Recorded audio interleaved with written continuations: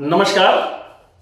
हमारा आज का जो विषय है वो है आपको रामायण से, और जो टॉपिक है वो वाली से संबंधित है कि वाली ने राम द्वारा दिया गया अमरत्व को उसने क्यों ठुकरा दिया था। देखिए, काफी कम लोगों को ये पता है कि श्री रामचंद्र जी वाली को अमरत्व देना चाह रहे थे, जिसको वाली ने ठुकरा दिया था। सभी लोग यही जानते हैं कि श्री रामचंद्र जी वाली को जब मार दिए थे, ऐसे अमरत्व का बात बहुत कम लोग जानते हैं। तो आज हम उसके विषय में हम बात करने जा रहे हैं। तो हम बात को आगे बढ़ाएं उससे पहले हम आपको जस्ट ये बतलाना चाहते हैं कि श्री रामचंद्र जी किसको किसको मारे, जस्ट एक रेफरेंस के लिए। तो जब वो छोटे थे, तो जब विश्वामित्र जी के साथ जब उनकी यज्ञ की रक्षा के लिए जब जा रहे थे, तो उस समय उन्होंने 2 राक्षस को मारा था। ऐसे तो काफी लोगों को उन्होंने मारा है, बट इसमें से जो महत्वपूर्ण नाम है हम उसके बारे में हम बात करेंगे। तो पहला जो था वो थी तटका, जिसको हमारे यहाँ तारुका भी बोला जाता है। तटका एक राक्षसी थी जिसको विश्वामित्र जी के कहने पे श्री रामचंद्र जी ने मारा था। और दूसरा जो राक्षस बहुत बड़ा राक्षस था जिसका नाम था सुबाहु, जिसको श्री रामचंद्र जी ने मारे थे। और तीसरा जो राक्षस था जिसका नाम था मारीच जो था वो तटका का पुत्र था वो। तो मारीच को श्री रामचंद्र जी मारे नहीं थे, उनको बिना कारण वाला बाण, मतलब आप ऐसा समझ लीजिए कि उनको डराने वाला एक बाण मारा गया था। मारीच को मारना यहाँ पर्पस नहीं था। पर्पस ऐसा श्री रामचंद्र जी का था कि ये जीवित रहे और बाकी राक्षसों को जा करके ये बोले कि श्री रामचंद्र जी का वाण कितना तीक्ष्ण होता है, इसके लिए। ठीक है, तो ये तो हो गए। बाद में जब श्री रामचंद्र जी जब दंडक वन में जब वनवास में गए, तो उस समय उन्होंने जिसको मारा, जिसमें विराध, इसके बाद खर, दूषण, त्रिशिरा और कबंध, ये काफी प्रचलित नाम है कबंध। तो इसमें से आपका विराध और जो कबंध हो गए, ये तो एक गंधर्व थे जो कि शापित थे और जिनको इन्होंने मोक्ष दिलाया श्री रामचंद्र जी ने। और बाकी जो जैसे कि तारका, सुबाहु, खर, दूषण और त्रिशिरा, और इनके साथ में 18,000 जितने राक्षस थे, वो सबको श्री रामचंद्र जी ने सबको मारा था। ठीक है, तो देखिए यहाँ पे 2 कैटेगरी थे, चाहे तो वो राक्षस थे या फिर शापित लोग थे जिसको श्री रामचंद्र जी ने मारा था। तो उनके ऊपर किसी ने प्रश्न चिन्ह भी नहीं लगाया।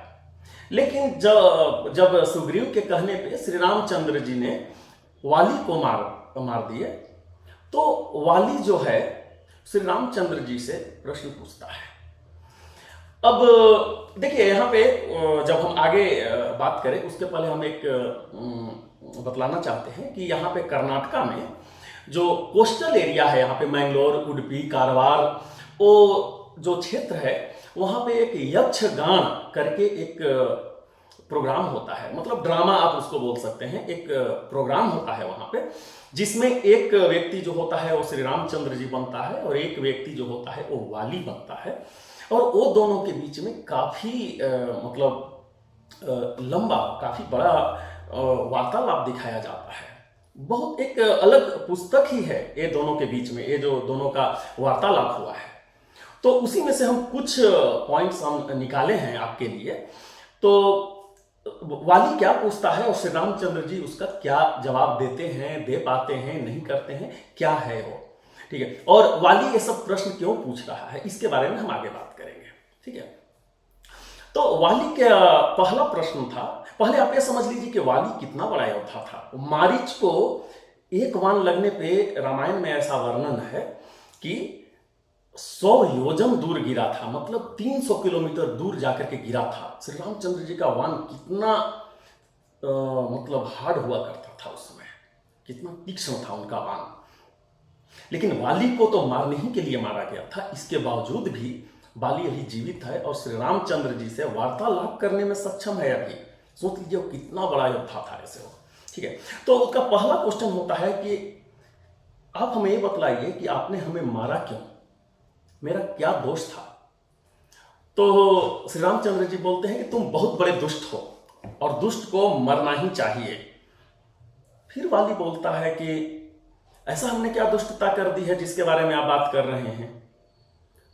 तो श्री रामचंद्र जी बतलाते हैं कि ये बहुत बड़ी दुष्टता है कि तुमने अपने छोटे भाई को घर से निकाल दिया है और उसके पत्नी को तुमने रख लिया है। तो इससे बड़ी दुष्टता और क्या हो सकती है? क्योंकि तुम उसको घर से निकाल दिए हो, अपने जगह राज्य में रहने नहीं दे रहे हो उसको, तो इसके लिए हमने तुम्हें मारा है। तो वाली बोलता है कि घर से और राज्य से तो आपको भी निकाला गया है। श्री रामचंद्र जी चुप हो जाते हैं। यहां पे इतना सुनते ही श्री रामचंद्र जी चुप हो जाते हैं, आगे कुछ बोलते नहीं है।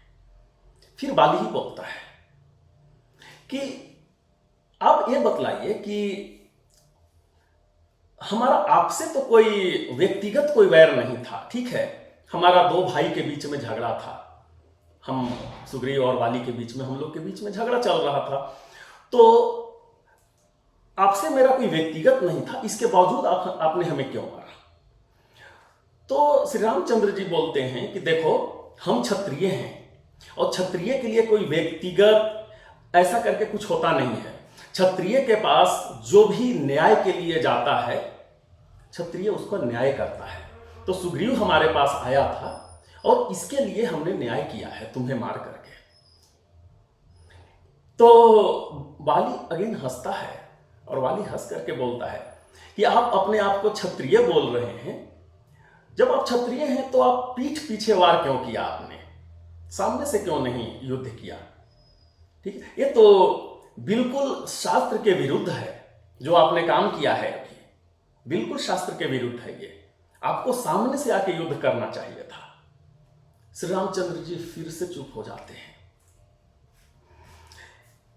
इसके बाद फिर क्या होता है कि वाली फिर प्रश्न पूछता है कि अच्छा ये बतलाइए, ठीक है आप क्षत्रिय हैं लेकिन आप राजा नहीं हैं यहाँ के, और दंड देने का अधिकार सिर्फ राजा को है, ठीक है, अगर हमसे गलती भी हुई है तो आप इसके अधिकारी नहीं हैं। जो यहाँ के राजा हैं सिर्फ वही दंड दे सकते हैं, शास्त्र में ऐसा वर्णन है।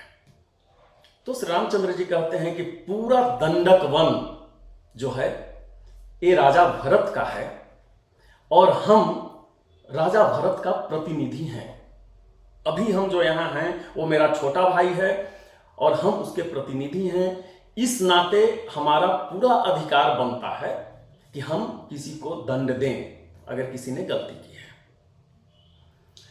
तो फिर वाली बोलता है कि जब आप प्रतिनिधि हैं, राजा के प्रतिनिधि हैं, तो फिर आपने दोनों का पक्ष क्यों नहीं सुना? आपने मेरा पक्ष रखने का मौका क्यों नहीं दिया? सुग्रीव बोला और सीधे आपने हमें मार दिया। ये शास्त्र के विरुद्ध है। एक राजा को कभी भी दोनों का पक्ष सुन करके ही फैसला करना है, किसी एक का पक्ष के ऊपर नहीं। श्री रामचंद्र जी फिर यहां मौन हो जाते हैं, वो कुछ बोल नहीं पाते हैं यहां पर। इसके बाद श्री रामचंद्र जी बोलते हैं कि ठीक है, अभी तक जो तुम बात बोले हो सही है, लेकिन जो तुमने काम किया है, जो तुमने अपने छोटे भाई की पत्नी को जो तुमने रख लिया है अपने पास, वो भी शास्त्र के विरुद्ध है, ठीक है, वो तुमने शास्त्र के विरुद्ध काम किया है। इसके कारण हमने तुम्हें मारा है, ठीक है। फिर वाली यहां पे हंसता है। वाली हंस करके बोलता है कि प्रभु आप हमें यह बतलाने का कृपा करें कि क्या शास्त्र सबके लिए बराबर होता है? क्या जो शास्त्र ब्राह्मण के ऊपर लगता है क्या वही क्षत्रिय के ऊपर लगता है? क्या वही वैश्य के ऊपर है? देखिए, ब्राह्मण का धर्म अलग है, ब्राह्मण का कर्म अलग है, उसी तरह से क्षत्रिय का अपना धर्म और कर्म अलग होता है। वैश्य का धर्म और कर्म सबका अलग है, जिसका शास्त्र सबका अलग अलग है। एक शास्त्र हर किसी पर लागू नहीं हो सकता है। और दूसरा, आप हमें यह भी बतलाने का कष्ट करें कि क्या जो शास्त्र मनुष्य के ऊपर लगता है, क्या पशु पक्षी के ऊपर भी लगता है वही शास्त्र? हम लोग तो बंदर हैं, हम लोग के ऊपर भी क्या वही मनुष्य वाला ही शास्त्र लगता है? यहां पे श्री रामचंद्र जी कंप्लीटली निरुत्तर हो जाते हैं। उनके पास कोई भी उत्तर नहीं होता है। श्री रामचंद्र जी समझ जाते हैं कि आज हमने एक बहुत बड़ा विद्वान का हमने मार दिया, और हमने भी जो शास्त्र का संगत नहीं था वो कर्म आज हमने कर दिया है, जिसके वजह से वाली आज हमें सुना रहा है।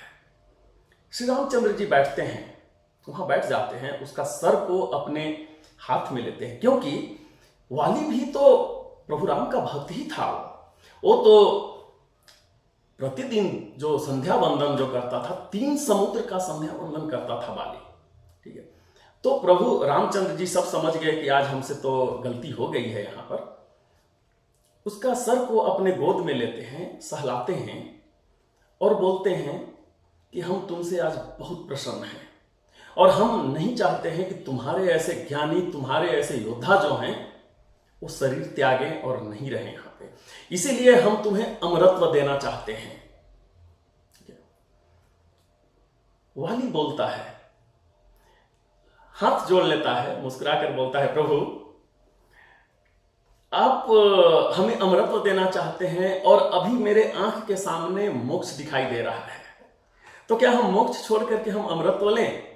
न जाने मोक्ष पाने के लिए कितने ऋषि मुनि कितने सालों साल तपस्या करते हैं, और उसमें किसी को मिलता है, किसी को नहीं मिलता है। प्रभु किसी को आप दिखते हैं, किसी को नहीं दिखते हैं, और आज हमारे आंख के सामने मोक्ष दिख रहा है, तो आप हमें अमरत्व लेने का बात कहते हैं? नहीं प्रभु, ये हमें नहीं चाहिए। ठीक है, हमें अफसोस सिर्फ एक बात का है कि हम यहां पे आप ही की सेवा के लिए थे, हम इंतजार में ही थे कि हम आपका सेवा करें, लेकिन वो मौका हमें प्राप्त नहीं हुआ। मेरा छोटा भाई सुग्रीव को मिला वो मौका, हमें नहीं मिला। आप हमें अगर देना ही चाहते हैं तो बस आपसे विनती यह है कि ये मेरा बेटा जो अंगद है वो भी मेरे ही ऐसा बलवान है, आप इसको अपने शरण में रखिए, वो आपके लिए ही काम करेगा, वो आपके सेवा में ही रहेगा। ऐसा बोल करके वाली जो है वो अपना प्राण त्याग देते हैं, और बाद में उनका वैदिक विधि से वहां पे उनका दाह संस्कार किया जाता है वाली का। अब देखिए, ये आखिर वाली को इतना बात करने की जरूरत क्या थी श्री रामचंद्र जी के साथ में? तो बात यहां ऐसा है कि पहले तो आप ये देख लीजिए कि उम्र में भी अगर देखिए तो वाली बहुत बड़े थे श्री रामचंद्र जी से, उनको काफ़ी अनुभव था। ऐसे उनका एक अलग कहानी है जो कि हम कभी अगले वीडियो में हम बनाएंगे। वाली कितने बड़े योद्धा थे उसके बारे में हम कभी अगला वीडियो बनाएंगे। लेकिन वाली को क्यों ज्ञान देना पड़ा श्री रामचंद्र जी को, ये यहाँ पे समझने की जरूरत है। तो अभी तक देखिए, अगर देखा जाए तो श्री रामचंद्र जी को कोई बहुत बड़ा युद्ध लड़ने का अभी तक उनका अनुभव नहीं था।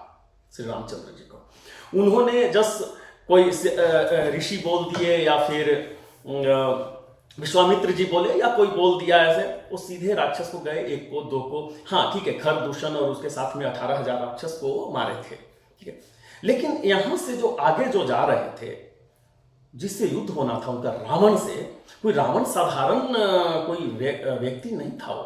वो जितना बड़ा राक्षस था उतना ही बड़ा धार्मिक भी था, उतना ही बड़ा वैदिक भी था। उसको हर चीज का ज्ञान था, धर्म का, वेद का, पुराण का, हर चीज में वो बहुत आगे था। और आप ऐसा समझ लीजिए कि रावण कितना बड़ा योद्धा था, आप इस चीज से समझ लीजिए कि विष्णु का 2 अवतार लेना पड़ा यहाँ पे, परशुराम का रहते हुए भी दोबारा अवतार लेना पड़ा रावण को मारने के लिए, और ब्रह्मा को न जाने कितना लंबा चौड़ा प्लानिंग करना पड़ा रावण को मारने के लिए।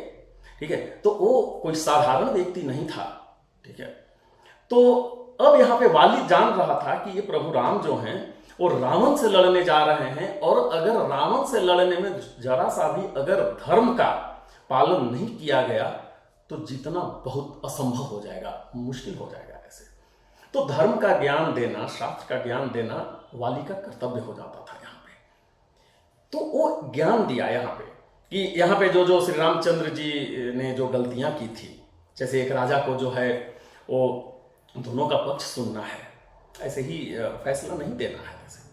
ठीक है, तो इस तरह से जो हम जो आगे बात की है इसके पहले, तो ये सब ऐसा होता है। और श्री रामचंद्र जी ने काफी खुशी खुशी काफी कुछ सीखा, वाली से सीखा, और इस चीज को उन्होंने इम्प्लीमेंट भी किया, इम्प्लीमेंट किया इसको। अब जैसे देखिए यहाँ पे, जब सुग्रीव जब बोला कि वाली ने हमारे पत्नी को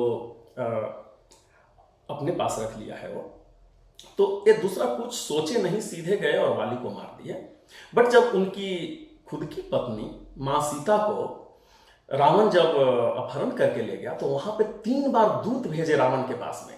ये देखिए कितना यहाँ चेंज आया है, यहाँ पे 3 बार दूत भेजे। तो पहला जो दूत जो थे हनुमान जी जो थे, दूसरा दूत जो थे वो शुक थे, और तीसरा जो दूत थे वो अंगद थे। ऐसे युद्ध से पहले 3 बार दूत भेजे। मतलब उन्होंने जो वाली जो शिक्षा दो दी है उसको काफी बढ़िया से उसको समझे, सीखे और उसको इम्प्लीमेंट भी किए वहां पर रावण के साथ युद्ध करते समय में। तो हम उम्मीद करते हैं कि ये मेरा वीडियो आपको पसंद आया होगा, कि वाली ने श्री रामचंद्र जी का अमरत्व का जो ऑफर था उनका, उसको उन्होंने क्यों ठुकराया था ऐसे। और हम चाहेंगे कि आप मेरा वीडियो को सब्सक्राइब कर दीजिए, ताकि जब भी मेरा नया कोई वीडियो आए आपके पास सबसे पहले इसका नोटिफिकेशन पहुंचे। और जब तक हम दूसरे वीडियो के साथ आपके पास आते हैं, तब तक के लिए हम आपसे विदा लेते हैं। बहुत बहुत धन्यवाद, नमस्कार।